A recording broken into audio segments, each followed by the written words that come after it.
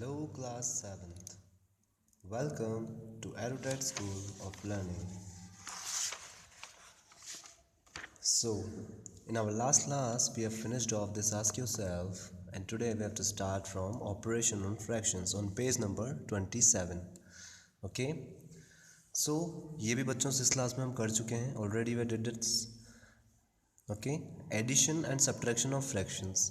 हमें पता है चाहे फ्रैक्शन को कंपेयर करना हो, ठीक है, या फिर उनका एडिशन या सब्ट्रैक्शन करना हो, ठीक है, या उनको असेंडिंग ऑर्डर या डिसेंडिंग ऑर्डर में अरेंज करना हो, हमें तो क्या करना होता है, उनको लाइक फ्रैक्शन में कन्वर्ट करना होता है. बिना लाइक फ्रैक्शन में कन्वर्ट करे हुए ना तो हम ये बता सकते हैं कौन सा बड़ा है कौन सा छोटा, ना ही हम प्लस कर सकते हैं ना ही हम माइनस कर सकते हैं. तो केवल जब प्लस माइनस या कंपेयर करना हो तो हम क्या लेते हैं, डिनोमिनेटर का एलसीएम. ये हमारी फर्स्ट स्टेप होती है कि अगर वो लाइक फ्रैक्शन नहीं है, अनलाइक फ्रैक्शन है दोनों, तो पहले दोनों को लाइक बनाओ, ठीक है, दोनों को इस लायक बनाओ कि प्लस कर सकें, दोनों को इस लायक बनाओ कि माइनस कर सकें, तो कुल मिला के लाइक फ्रैक्शन बनाओ, ठीक है. तो पहले दो ऑपरेशन आपको कंबाइनली बताए गए हैं, एडिशन एंड सब्ट्रैक्शन. ऑपरेशन कौन से होते हैं बच्चों, नॉर्मल बेसिक अरिथमेटिक ऑपरेशन जो हम करते हैं, प्लस माइनस मल्टीप्लाई और डिवाइड. मल्टीप्लाई डिवाइड की अलग थ्योरी, अलग कंसेप्ट है.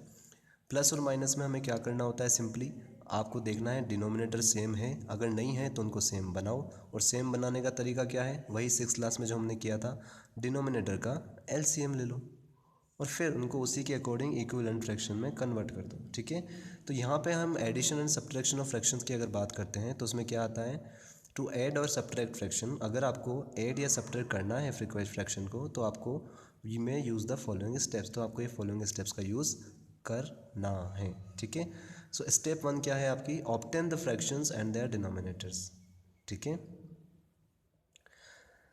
जो भी फ्रैक्शन है न्यूमरेटर डिनोमिनेटर के फॉर्म में होने चाहिए. उसके बाद आपको ये पता लगाना है कि दोनों डिनोमिनेटर लाइक है या नहीं है. अगर पहले से डिनोमिनेटर सेम है तो एलसीएम लेने की ज़रूरत नहीं है, अगर सेम है नहीं है तो सेम बनाना है, ठीक है. तो स्टेप 2 में आपका मेन है find the LCM of denominators, दोनों डिनोमिनेटर का एलसीएम निकाल लो. तो कुल मिला के बच्चों इस फ्रैक्शन चैप्टर में आपको एलसीएम निकालना आना चाहिए, मल्टीप्लाई डिवाइड प्लस माइनस करना आना चाहिए, ठीक है. कन्वर्ट, स्टेप 3 क्या है हमारी, convert each fraction into an equivalent fraction. ये हम क्या करते हैं, अगर हम 12 और 16 का एलसीएम लेते हैं तो 48 आता है, ठीक है. तो इसका मतलब हमको ये पता लगता है कि 16 को भी 48 बनाना है और 12 को भी 48 बनाना है. फिर हम दिमाग क्या लगाते हैं कि 16 को किससे मल्टीप्लाई करें कि ये 48 बन जाए और 12 को किससे मल्टीप्लाई करें कि ये 48 बन जाए. तो जिसको हम डिनोमिनेटर से मल्टीप्लाई करते हैं उसी नंबर से हम न्यूमरेटर को भी मल्टीप्लाई करते हैं. तो हम एक्चुअली में कर क्या रहे हैं, इक्विवेलेंट फ्रैक्शन में कन्वर्ट कर रहे हैं क्योंकि सेम नंबर से मल्टीप्लाई कर रहे हैं, ठीक है. Having its denominator equal to the LCM obtained in step 2, ठीक है. जो एलसीएम आया है उसके अकॉर्डिंग हम कन्वर्ट कर लेते हैं. उसके बाद स्टेप 4 में ऐड और subtract like fractions obtained in step 3. और फिर जब हमारे एलसीएम दोनों डिनोमिनेटर जो हैं वो एलसीएम जितने हो जाते हैं तो फिर सिंपली आपको प्लस ही करना लेता है. दोनों डिनोमिनेटर सेम हो गए तो सिंपल आपको 45 में 44 प्लस करना है और उसका आंसर आपको लिखना है, ठीक है. सो इसी रिवीजन के साथ, क्योंकि रिवीजन ये बच्चों 6th क्लास में हम ऑलरेडी ये काम कर चुके हैं. इलस्ट्रेशन 2.5 हम सोल्व करते हैं. पहला क्वेश्चन कौन सा है आपका, 15/16 में आपको प्लस करना है 11/12, ठीक है. तो नोटबुक में आज आप फिर से आज की डेट डालेंगे, CW डेट, और इलस्ट्रेशन 2.5 ब्लैक पेन से लिखेंगे, ठीक है. उसके बाद आपको 16 और 12 का एलसीएम लेके भी बताना है, ठीक है. आपको 16 और 12 का एलसीएम लेना है, ठीक है, ये भी बताना है आपको नोटबुक में. और फिर आपको नीचे एलसीएम आपको कितना आएगा, 48 आएगा, ठीक है. इसका मतलब हमें क्या करना है, इन दोनों डिनोमिनेटर को 48 बनाना है. इन दोनों का एलसीएम हमको क्या बताता है कि हमको इन दोनों को 48 बनाना है. किन दोनों को, इन दोनों को, 15/16 को प्लस 11/12 को. अब हम बच्चों 7th क्लास में आ गए हैं ऑलरेडी. हम इतनी बड़ी स्टेप नहीं करेंगे कि बार बार इसको 3 से इसको ऐसे मल्टीप्लाई करें, हम डायरेक्ट करेंगे. हमको पता है 16 और 12 का एलसीएम निकालोगे कितना आएगा, 48 आएगा. मतलब डिनोमिनेटर कितना बन गया, 48 बन गया, ठीक है. तो उसके बाद आपका काम बहुत आसान हो जाता है. आपको दिमाग क्या लगाना है कि 16 को किससे मल्टीप्लाई करें कि 48 आएगा, 16 20 तक टेबल बच्चों आपको आनी चाहिए। तो 16 को अगर हम 3 से मल्टीप्लाई करते हैं तो 48 आता है। 16 3 जा 48। तो ये 3 आपके दिमाग में आना चाहिए, माइंड में रखना है इस 3 को, यहाँ नहीं लिखना है, यहाँ मैंने आपको समझाने के लिए लिखा है ताकि आपको ये पता रहे कि अगर मैं 16 को 3 से मल्टीप्लाई कर रहा हूँ तो 15 को भी किससे करूँगा, 3 से करूँगा। तो 16 3 जा 48 होता है, इसलिए इस 3 को किससे मल्टीप्लाई करेंगे, 15 से। तो 15 3 जा 45। और ऐसा होता क्यों है, 45 क्यों आता है, क्योंकि अगर आप 16 को 3 से मल्टीप्लाई कर रहे हो तो 15 को भी 3 से मल्टीप्लाई करना पड़ेगा। लेकिन अब हम बड़ी क्लास में आ गए हैं, इसलिए हम डायरेक्ट करना भी सीखेंगे। ये 3 आपके माइंड में जाना चाहिए कि हाँ यार 16 3 जा 48 होता है, तो 3 जा 48 होता है, इसलिए इस 3 को 15 से मल्टीप्लाई करेंगे। क्यों करेंगे, क्योंकि जिसको आप डिनोमिनेटर से मल्टीप्लाई कर रहे हो उसी को न्यूमरेटर से करना पड़ेगा। डिनोमिनेटर को 3 से मल्टीप्लाई क्यों कर रहे हैं, क्योंकि हमको क्या चाहिए डिनोमिनेटर में 48, क्योंकि वही तो एलसीएम आया था हमारा। जो एलसीएम आता है वही हम डिनोमिनेटर को बनाते हैं। हम चाहते हैं दोनों के 48, दोनों के डिनोमिनेटर सेम हो जाए, मतलब दोनों के डिनोमिनेटर 48 हो जाए, एलसीएम के इक्वल हो जाए, ताकि फिर हम सिंपली न्यूमरेटर को प्लस कर सकें, ठीक है, और डिनोमिनेटर को ना छेड़ें। अब फिर किसका साइन है बच्चों, प्लस का साइन, तो प्लस का साइन लिख दिया। अब आपको क्या दिमाग लगाना है, 12 को किससे मल्टीप्लाई करें कि 48 आता है, 4 से। 12 4 जा 48, तो ये 4 आपके माइंड में जाना चाहिए। यहाँ मैं आपको समझाने के लिए लिख रहा हूँ कि 4 आपके माइंड में आ जाना चाहिए।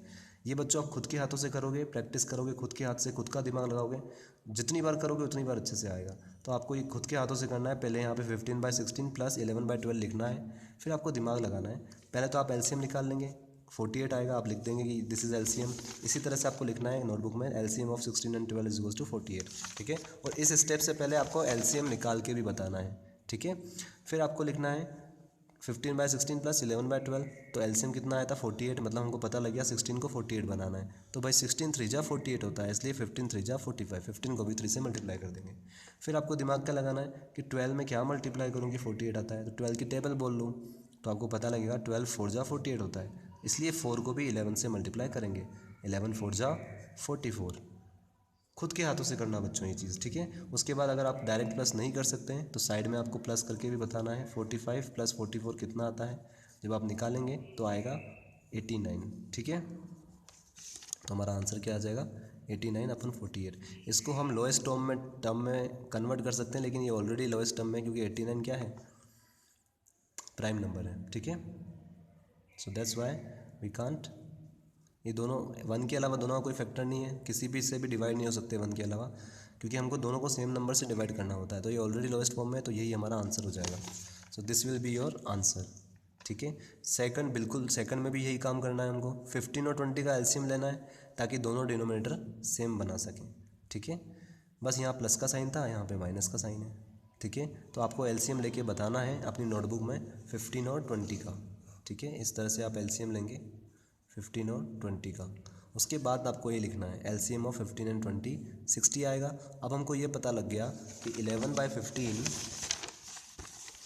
दोनों का एलसीएम कितना आया डिनोमिनेटर का, 11/15 माइनस 7/20, ठीक है।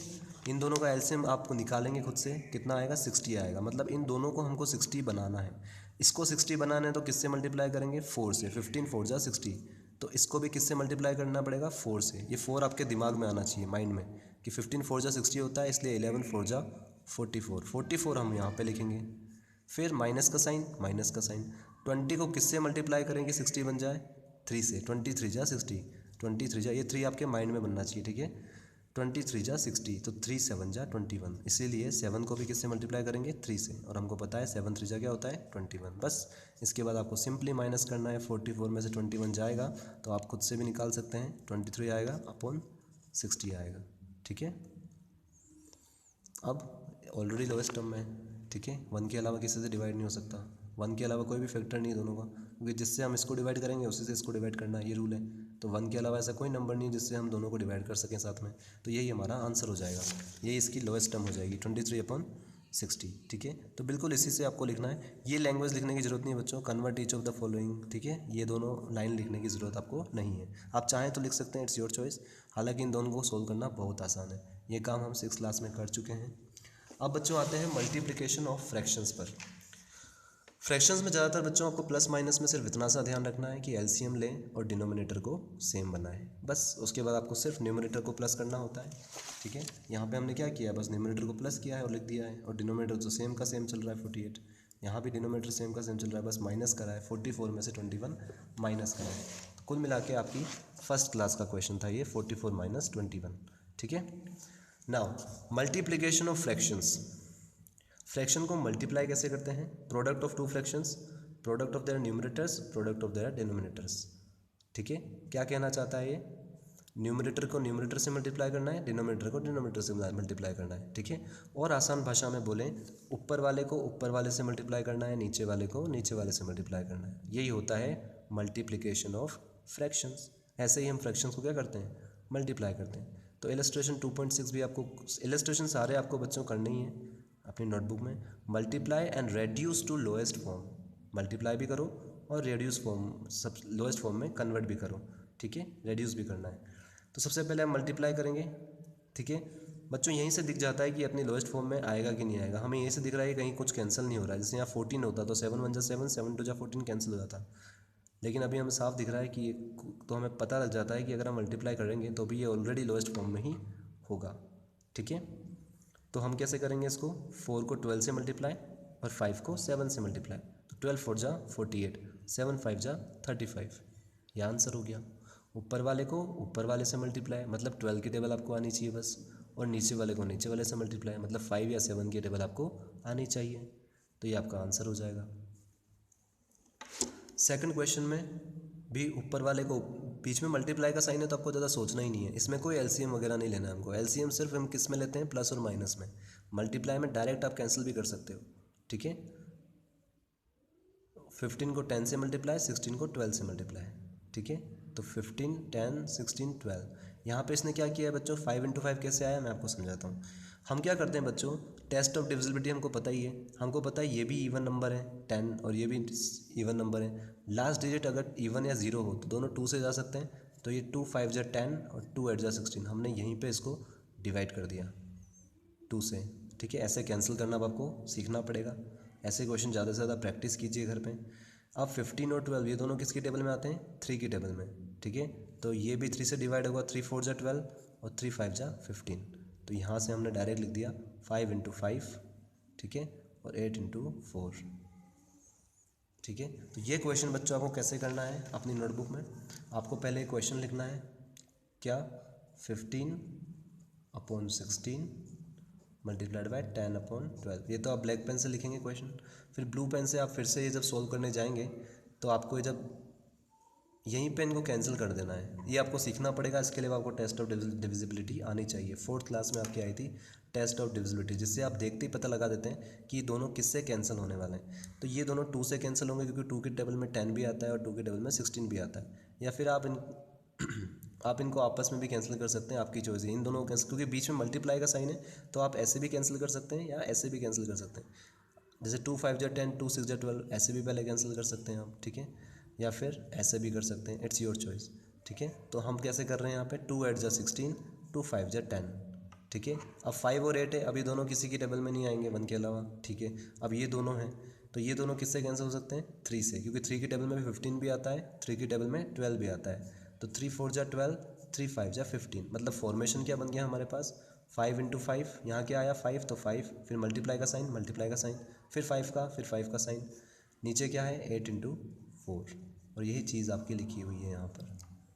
ठीक है, बस ये लोएस्ट टर्म में आ गया। अब ये किसी से कैंसिल नहीं होंगे, देखो ऊपर दोनों 5 हैं और नीचे 8 4 है, तो कैंसिल होंगे ही नहीं है किसी से, मतलब 1 के अलावा इनका कोई फैक्टर नहीं है दोनों का। तो इसका मतलब हम सिंपली मल्टीप्लाई करके लिख देंगे 5 5 जा 25, 8 4 जा 32, और यही हो जाएगा आपका आंसर। तो लोएस्ट टर्म में करने का मतलब होता है बच्चों, लास्ट में वो कहाँ तक कैंसिल हो रहा है। ठीक है, ठीक है, सो दिस विल बी, इसकी प्रैक्टिस बच्चों आपको ज़्यादा से ज़्यादा करनी है। ठीक है, अब आपको ये कैंसिल करना सीखना पड़ेगा, खुद से नंबर लिखिए, जैसे मैंने लिखा 16/12, फिर इसको कैंसिल करिए, आप खुद से प्रैक्टिस कीजिए कि यार 16 और 12 ये दोनों 2 के टेबल में आते हैं, तो क्यों ना मैं ऐसे करूँ, 2 8 जा 16, 2 6 जा 12। ठीक है, फिर वापस 8 और 6 आया, ये भी 2 के टेबल में वापस कैंसिल हो सकता है, कैसे, 2 4 जा 8, 2 3 जा 6। तो बच्चों ये प्रैक्टिस आपको ज़्यादा से ज़्यादा घर पे खुद से करनी पड़ेगी, तभी जाके अब आप ऐसे क्वेश्चन जल्दी से जल्दी सोल्व कर पाएंगे, ठीक है। नहीं तो आप कहाँ डिवाइड करने बैठेंगे बड़े बड़े नंबर्स को, ठीक है। तो ये कैंसलेशन प्रोसेस आपको अब आनी चाहिए। और फिर थोड़ा हम एडवांस हो जाएंगे तो हमको ये पता रहेगा कि हम 2 बार 2 से डिवाइड कर रहे हैं, इससे अच्छा डायरेक्ट 4 से ही कर दें। 4 4 जा 16, 4 3 जा 12, तो भी 4/3 आ जाएगा, ठीक है। तो ये दिमाग आपको लगाना पड़ेगा बच्चों कि अगर ऊपर 20 लिखा हुआ है ना, और नीचे 10 लिखा हुआ है, तो ये किस किस से जा सकता है, 5 से। 5 2 जा 10, 5 4 जा 20, वापस कैंसिल हो सकता है। 2 1 जा 2, 2 2 जा 4, ठीक है। तो 2 आया हमारा आंसर। और डायरेक्ट भी कर सकते थे हम कि भाई 10 2 जा 20 होता है, डायरेक्ट 10 से डिवाइड कर दो। 10 1 जा 10, 10 2 जा 20। तो इस तरह से बच्चों आप खुद को क्वेश्चन दीजिए और खुद सॉल्व कीजिए, इससे आपकी प्रैक्टिस होगी। ज़्यादा से ज़्यादा आप 3 डिजिट वाले नंबर लीजिए, फिर 4 डिजिट वाले लीजिए। जैसे 364 ले लिया मैंने, तो आपको पता है ये लास्ट डिजिट इवन है, लास्ट डिजिट इवन है, तो दोनों 2 से जा सकते हैं, ठीक है। टेस्ट ऑफ डिविजिबिलिटी, 2 8 जा 16, फिर आपको मन में करना है 2 1 जा 2, तो रिमाइंडर कितना आएगा 1। 2 इस 3 से भिड़ जाएगा, तो 2 से 2 खत्म हो जाएंगे, बचेगा क्या 1। तो 1 और 6 मिलके क्या बनाएंगे 16, तो 2 8 जा 16 और 2 2 जा 4। इस तरह से बच्चों आपको सोचना होगा, ठीक है, कि जब हम ऐसे डिवाइड करते हैं तो 2 1 जा 2 करते हैं, और फिर 3 - 2 1 आता है, तो ये 1 और 6 मिलके 16 बनता है। तो ये सारी प्रोसेस आपके मन में चलनी चाहिए, तभी तो हम 2 8 जा 16 करते हैं। फिर ये 2 8 जा, तो अब बच्चों आपको शॉर्ट डिवीजन अच्छे से सीखना पड़ेगा, ठीक है। इसी तरह से करते हैं हम 2 1 जा 2, फिर 3 - 2 1, फिर 2 8 जा 16 आता है, ठीक है। 1 और 6 मिलके 16 बन जाते हैं। तो ये सब चीज़ें जो हैं आपको मन में करनी पड़ेंगी। अब आते हैं बच्चों डिवीजन ऑफ फ्रैक्शंस पे। फ्रैक्शन को डिवाइड कैसे करते हैं, ठीक है बच्चों। लेकिन इसकी प्रैक्टिस आप ज़्यादा से ज़्यादा कीजिए। अभी आपके पास लॉकडाउन में बहुत अच्छा समय है, आप इस तरह के क्वेश्चंस खुद को दीजिए और सोल्व कीजिए, काटना शुरू कीजिए, किससे कैंसिल होगा किससे नहीं होगा। Test of divisibility 4th class में आप अच्छे से किसी बच्चे की बुक लेके फिर से उसको पढ़ सकते हैं, ठीक है। नेट पर भी अवेलेबल है। So in this way you can practise. Then we have division of fractions. Fraction को कैसे डिवाइड करते हैं, उससे पहले हम एक टर्म सीखेंगे बच्चों, reciprocal of a fraction. Reciprocal हम किसको कहते हैं समझते हैं, ठीक है। 2 fractions are said to be reciprocal of each other if their product is 1। क्या बोल रहा है ये, 2 फ्रैक्शन को हम रेसिप्रोकल कब बोल सकते हैं एक दूसरे का, जब दोनों को मल्टीप्लाई करने पर क्या आए 1 आए, ठीक है। So the reciprocal of a non zero fraction, ठीक है, लेकिन जीरो नहीं होना चाहिए, वो हमको पता ही अनडिफाइंड होता है। a/b is equal to b/a, ठीक है। क्या कहना चाहता है ये, अगर मुझे 3/4 का रेसिप्रोकल लिखना है, क्या लिखना है रेसिप्रोकल। जो बच्चे ये टर्म पहली बार सुन रहे हैं कोई बात नहीं, डरने की ज़रूरत नहीं है। अभी हम सीखेंगे रेसिप्रोकल का मतलब क्या होता है। रेसिप्रोकल का मतलब होता है इसी का उल्टा कर देना, ठीक है। उल्टा मतलब जो नीचे वो ऊपर आ जाएगा, जो ऊपर है वो नीचे चला जाएगा, ठीक है। तो 3/4 का रेसिप्रोकल क्या होगा 4/3। हालांकि इक्वल टू को साइन नहीं लगाना चाहिए यहाँ पे क्योंकि दोनों इक्वल नहीं है। इसका रेसिप्रोकल क्या है 4/3 है, ठीक है। और 4/3 को वापस रेसिप्रोकल कर देंगे तो 3/4 हो जाएगा। तो ये यहाँ पे ये कहना चाहता है कि अगर 2 फ्रैक्शन को हम रेसिप्रोकल कब कहेंगे, जब दोनों को मल्टीप्लाई करने पर क्या आ जाए 1। अब देखो इन दोनों को मल्टीप्लाई करने पे 1 आएगा, कैसे आएगा 4 से 4 कैंसिल हो जाएगा और 3 से 3 कैंसिल हो जाएगा। जो ऐसे कैंसिल अभी नहीं सोच पा रहे हैं वो ऐसे भी सोच सकते हैं कि ऊपर वाले को ऊपर वाले से मल्टीप्लाई करना है, तो 3 4 जा 12 अपॉन नीचे वाले को नीचे वाले से मल्टीप्लाई, 4 3 जा 12, तो 12 दोनों 12 से डिवाइड हो जाएंगे। जिससे डिनोमिनेटर को डिवाइड करते हो उसी को न्यूमरेटर से भी करना पड़ेगा, तो दोनों ही 12 से डिवाइड हो जाएंगे। 12 1 जा 12, तो 1 आंसर आ जाएगा। तो बच्चों रेसिप्रोकल हम किसको बोलते हैं, जब दोनों को मल्टीप्लाई करने पर क्या आ जाए 1 आ जाए। और सिंपल सी बात यह है कि अगर आपको किसी नंबर का रेसिप्रोकल लिखना है, जैसे मुझे 2/5 का रेसिप्रोकल लिखना है, तो 2/5 का रेसिप्रोकल क्या होगा 5/2, ठीक है। इसी को उल्टा कर दो, 2/5 को उल्टा कर दो, 5/2, 5 ऊपर 2 नीचे, इसको क्या कहते हैं रेसिप्रोकल कहते हैं। a/b को b/a कर दिया, ठीक है।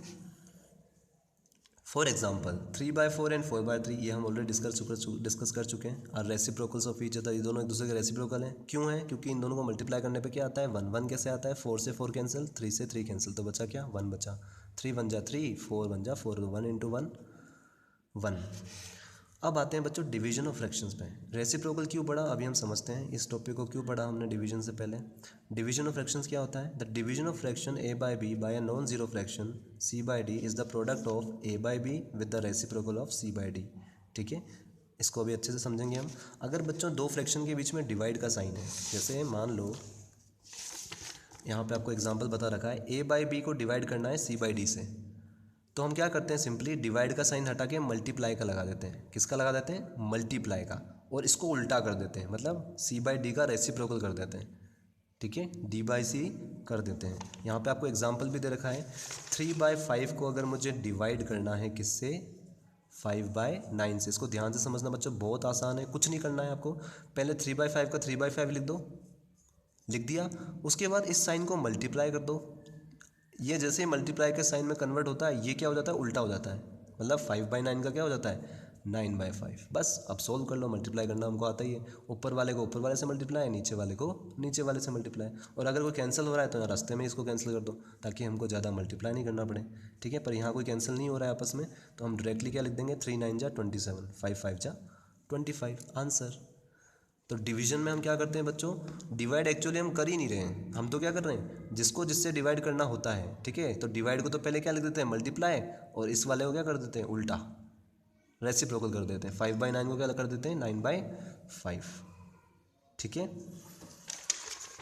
एक और एग्जांपल इसका लेते हैं बच्चों। सपोज 2/5 को डिवाइड करना है 1 लेट्स से 4/9 से।